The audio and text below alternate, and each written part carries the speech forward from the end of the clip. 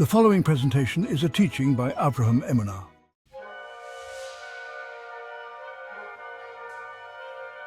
The Leviathan, the most fearsome monster in the Bible. In ancient myth and scripture, few creatures are as mysterious and terrifying as the Leviathan. Known as a colossal sea serpent lurking in the deep, this creature is described as the ultimate embodiment of chaos and evil, often depicted as being almost too powerful to control. In the Bible, the Leviathan is referenced as a fearsome force of nature, a creature seemingly opposed to the divine order. But within the teachings of Kabbalah, the Leviathan emerges with a different meaning, one far more personal and transformative. The Leviathan Kabbalists teach symbolizes the human ego, the inner beast that drives us to sin, self-centeredness and separation. This interpretation reveals that humanity's struggle with the ego, not a battle with a monstrous sea serpent, holds the key to transcending selfishness and realizing true unity.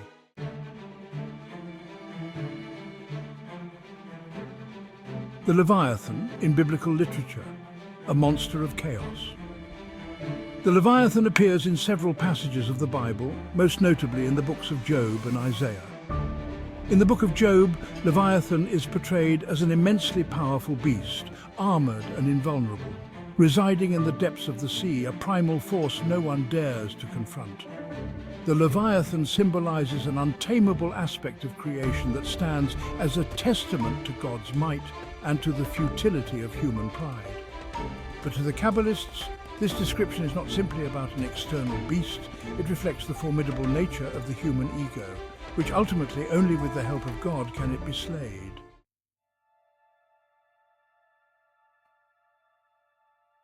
The Leviathan and the ego. In Kabbalah, the Leviathan takes on a highly psychological meaning, representing the aspect of human nature that separates us from God and others, the ego. This ego is the self-centered part of us that constantly desires power, pleasure, and validation, an insatiable force always lurking beneath the surface.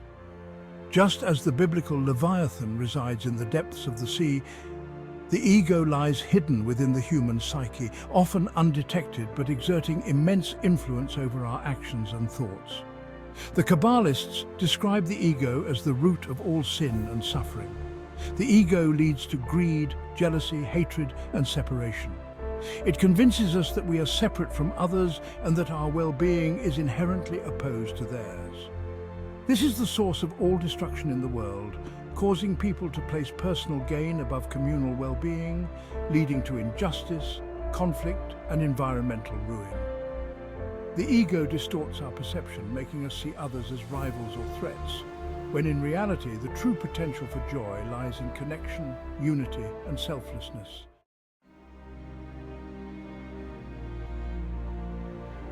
Slaying the Leviathan, the promise of a transformed humanity. Kabbalistic teachings reveal that humanity's spiritual purpose is to confront and transcend the Leviathan within us. This is not an external battle, but an inner transformation, a journey to transcend the ego's grip. The Leviathan, representing the ego, is a powerful force, but it is not unconquerable. Prophetic visions in the Bible and Kabbalah alike speak of a time when this serpent will be overcome, paving the way for a new world of peace and harmony. The prophet Isaiah foretells this ultimate victory, saying, "On that day, the Lord with his hard and great and strong sword will punish Leviathan the fleeing serpent, Leviathan the twisting serpent, and he will slay the dragon that is in the sea." Isaiah 27:1.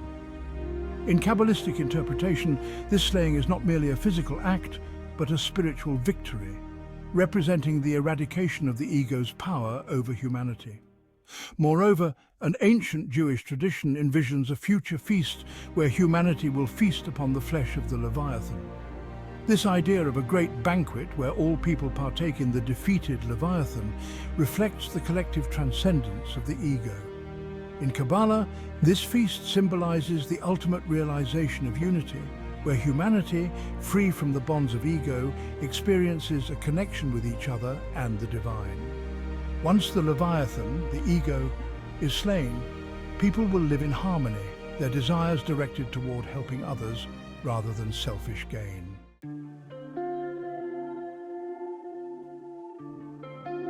The ego, as both enemy and catalyst for growth. Interestingly, Kabbalistic teachings also suggest that the Leviathan, while fearsome, serves a necessary role in human development. The ego, despite its negative aspects, is the initial driver of human ambition and individual development. It pushes us to grow, explore, and achieve. However, Kabbalah teaches that the ego's purpose is ultimately transcendent. It is there to be transformed, not indulged. When we recognize its nature and learn to rise above it, the ego becomes a tool for higher spiritual growth rather than a source of endless desires. The journey of spiritual awakening, then, is not about eradicating the self, but about refining and elevating it.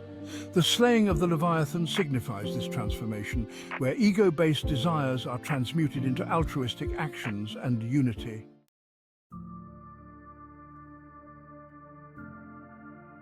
In conclusion, the Leviathan is not an external monster to be feared, but the inner monster, the ego, that each person must confront and overcome. Through the spiritual journey of self-transformation, we can all transcend the Leviathan within us, bringing about a world of peace, unity, and divine connection. Thank you for watching. This has been a presentation of Avraham Emuna. The views expressed here are mine alone and are not meant to be an authoritative representation of any one religious tradition.